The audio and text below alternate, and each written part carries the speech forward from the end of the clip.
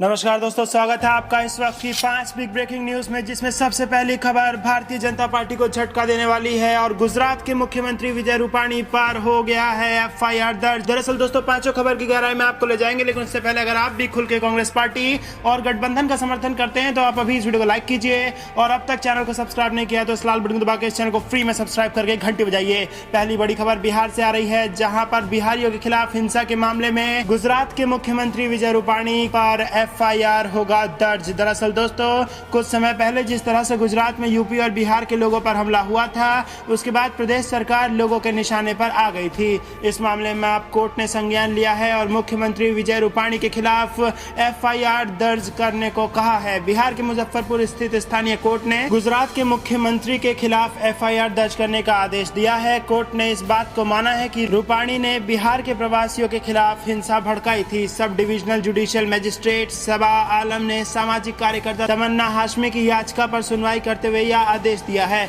Court ने कहा है कि कांति पुलिस स्टेशन पर आईपीसी की धारा 153, 295 और 504 के तहत मामला दर्ज किया जाए, जिसके तहत हिंसा भड़काने और शांति भंग करने व लोगों को अपमानित करने का आरोप आता है। गौर करने वाली बात है कि पिछले साल गुजरात में बिहारी प्रवासियों को अल्टीमेटम दे दिया गया था और गुजरात छोड़ने के लिए कहा गया था। आरोप लगा था कि अल्पेश ठाकुर के संगठन ने प्रवासी बिहारी के लोगों के खिलाफ हिंसा भड़काई थी। हालांकि अल्पेश ठाकुर ने अपने ऊपर लगे तमाम आरोपों को सिरे से खारिज कर दिया, लेकिन अब कोर्ट के आदेश के बाद अल्पेश ठाकुर और मुख्यमंत्री के खिलाफ एफआईआर दर्ज की जाएगी। रुक करते हैं अगली बड़ी खबर की तरफ, जो कि किसानों से जुड़ी आ रही है। मध्य प्रदेश में पहली बार कांग्रेस सरकार से जुड़ी किसानों की आस और पहली बार किसानों में जागी कर्ज मुक्त होने की उम्मीद। पहले हफ्ते में 20 लाख से ज्यादा आवेदन जमा करा दिए गए। दरअसल दोस्तों, मध्य प्रदेश की कांग्रेस सरकार की जय किसान फसल ऋण माफी योजना की शुरुआत हुए 1 हफ्ता हो चुका है। सरकार का दावा है कि रविवार तक कुल 6 दिनों में 19,54,219 किसानों ने कर्ज माफी के आवेदन जमा करवा दिए हैं। विपक्षी बीजेपी इसे किसानों के साथ छल बता रही है, लेकिन सवाल यही उठता है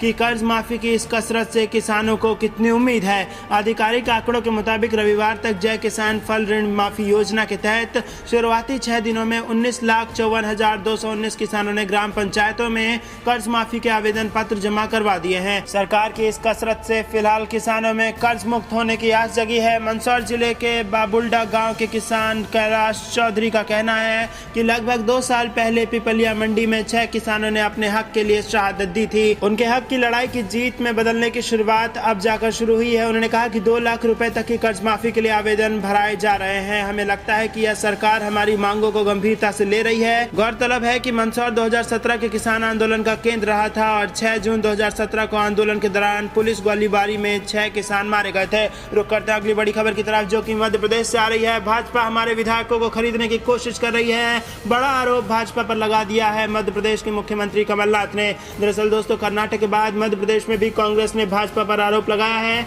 कि वह उसके विधायकों को खरीदने की कोशिश कर रही है। प्रदेश के मुख्यमंत्री कमलनाथ ने भाजपा पर आरोप लगाया है कि वह कांग्रेस के विधायकों को खरीदने की कोशिश कर रही है। उन्होंने कहा कि कम से कम 5 कांग्रेस विधायकों को भाजपा के नेता ने संपर्क किया है और वह इन विधायकों को खरीदने की कोशिश कर रहे हैं। कमलनाथ ने कहा कि भाजपा के नेता विधायक को खरीद रहे हैं और हमने यह विधानसभा स्पीकर और डिप्टी स्पीकर के चुनाव के वक्त देखा है। गौर करने वाली बात है कि इससे पहले कर्नाटक में कांग्रेस के विधायकों को खरीदने का भाजपा पर आरोप लगा था। कांग्रेस ने आरोप लगाया था कि भाजपा प्रदेश में कांग्रेस और जेडीएस की सरकार को गिराने की कोशिश कर रही है। कमलनाथ ने कहा था कि मध्य प्रदेश में भाजपा के विधायकों की पार्टी के साथ कोई भविष्य नहीं दिख रहा है।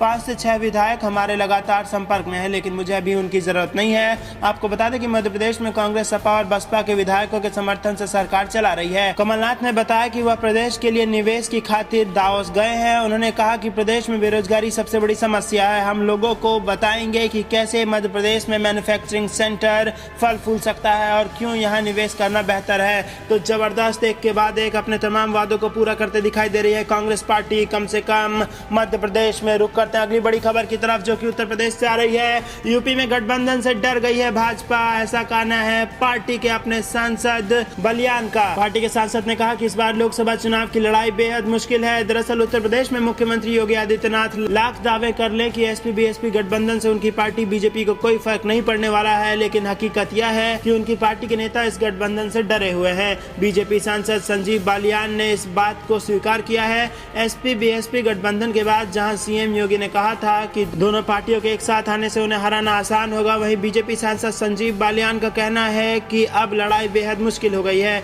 उन्होंने कहा कि एसपी बीएसपी गठबंधन के बाद लोकसभा चुनाव की लड़ाई मुश्किल होगी। बालियान ने कहा कि जब कुछ राजनीतिक दल एकजुट हो जाते हैं तो एक सहज प्रतिक्रिया होती है। 2013 मुजफ्फरनगर दंगों को भड़काने के आरोपी नेताओं में से एक संजीव बालियान ने कहा कि प्रत्येक क्रिया के खिलाफ प्रतिक्रिया होती है। इसमें कोई शक नहीं कि समाज के एक बड़ा वर्ग बीजेपी को वोट नहीं देता, चाहे वो धार्मिक आधार पर हो या फिर किसी और आधार पर हो। बीजेपी सांसद संजीव बालियान के इस बयान से आप अंदाजा लगा सकते हैं कि 2014 लोकसभा चुनाव में यूपी के 80 सीटों में से 71 सीटें जीतने वाली बीजेपी राज्य में कितने पानी में है। रुक करते हैं अगली बड़ी खबर की तरफ, जो कि कुंभ मेले से जुड़ी आ रही है। 4200 करोड़ के बजट को सही ठहराने के लिए क्या संख्या बढ़ाकर बता रही है योगी सरकार और लोगों के सामने गलत आंकड़े पेश कर रही है। दरअसल प्रयागराज में चल रहे कुंभ मेले में 2 मुख्य स्नान हो चुके हैं और प्रशासन का दावा है कि इन दोनों स्नान पर्वों पर अलग अलग दिन 3 करोड़ से ज्यादा लोग संगम में डुबकी लगा चुके हैं। लेकिन मेला क्षेत्र और प्रयागराज शहर में भीड़ की स्थिति,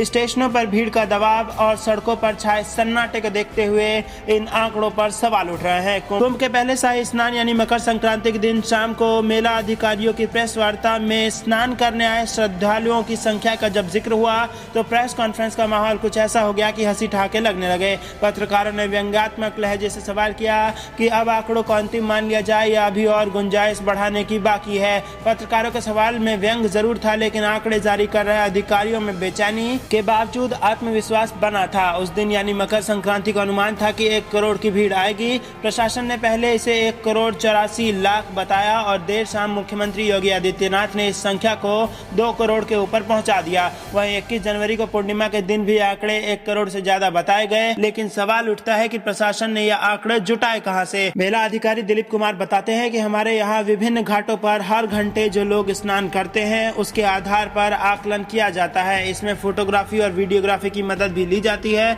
वो कहते हैं कि साथ ही रेलवे स्टेशन, बस स्टेशन, निजी वाहनों इत्यादि से आने वालों का भी पता लगाया जाता है, लेकिन ये सब अनुमान ही होता है। अभी कोई डिजिटल मैपिंग जैसा सिस्टम नहीं है जिससे कि इस तरह का आंकड़ा बताया जाए। प्रयागराज में इस बार हो रहे अर्ध कुंभ को सरकार ने कुंभ का नाम दे दिया और इसे भव्यता देते हुए दिव्य कुंभ के रूप में जमकर प्रचारित किया। रुक करते हैं अगली बड़ी खबर की तरफ। गूगल बताएगा चुनाव के विज्ञापन में किसका कितना पैसा बहा है, सबको होगी इसकी खबर। दरअसल दोस्तों, आम चुनाव की तैयारी में सिर्फ राजनीतिक पार्टियां ही तैयारी में नहीं जुटी है, बल्कि सबसे बड़े सर्च इंजन गूगल ने भी इसके लिए कमर कस ली है। गूगल मार्च में राजनीतिक विज्ञापनों से जुड़ी सूचनाओं को सार्वजनिक करना शुरू करेगा। इसमें लोगों को चुनावी विज्ञापन से जुड़ी हर जानकारी मुहैया करवाई जाएगी। गूगल की तरफ से चुनावी विज्ञापन खरीदने वाले व्यक्ति और संबंधित विज्ञापन की पूरी जानकारी दी जाएगी। गूगल ने आने वाले लोकसभा चुनावों में ट्रांसपेरेंसी के लिए यह कदम उठाया है। इससे पहले सोशल नेटवर्किंग प्लेटफॉर्म ट्विटर ने भी इस तरह का एक कदम उठाया था।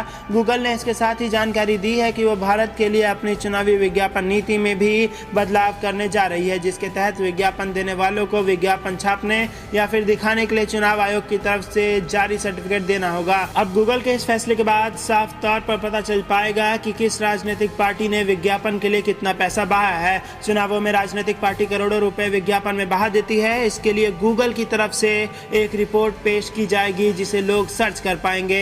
इसमें चुनावी विज्ञापन खरीदने वालों की पूरी जानकारी होगी, साथ ही इस बात की जानकारी भी होगी कि उसने विज्ञापन पर कितना पैसा खर्च किया है। रुक करते हैं अगली बड़ी खबर की तरफ। दिल्ली में सर्दी का कहर, कश्मीर हिमाचल में बिछी बर्फ की चादर। दरअसल दोस्तों, मौसम विभाग की माने तो बुधवार को एनसीआर के कुछ इलाकों में हल्की बारिश और बर्फबारी तक की आशंका है। इस बारिश के चलते राजधानी के कई इलाकों में तापमान गिर गया है। डलहौजी और मनाली में यह 0 से नीचे 1.8 डिग्री सेल्सियस पर आ गिरा है। इसके अलावा शिमला में न्यूनतम तापमान 2.7 डिग्री सेल्सियस और कल्पा में न्यूनतम तापमान 0 से नीचे 2.4 डिग्री सेल्सियस दर्ज किया गया। उम्मीद की जा रही है कि बुधवार के बाद से पारा थोड़ा ऊपर उठेगा और हालातों में सुधार हो जाएगा। इससे पहले मंगलवार को लगातार दूसरे दिन भी ऊंचे इलाकों में स्नोफॉल जबकि मैदानी इलाकों में बारिश हुई थी। मौसम विभाग की जानकारी के अनुसार श्रीनगर में बीती रात न्यूनतम तापमान 0 से 0.2 डिग्री नीचे पहुंच गया। साथ ही दक्षिण कश्मीर में काजीगुंड में न्यूनतम तापमान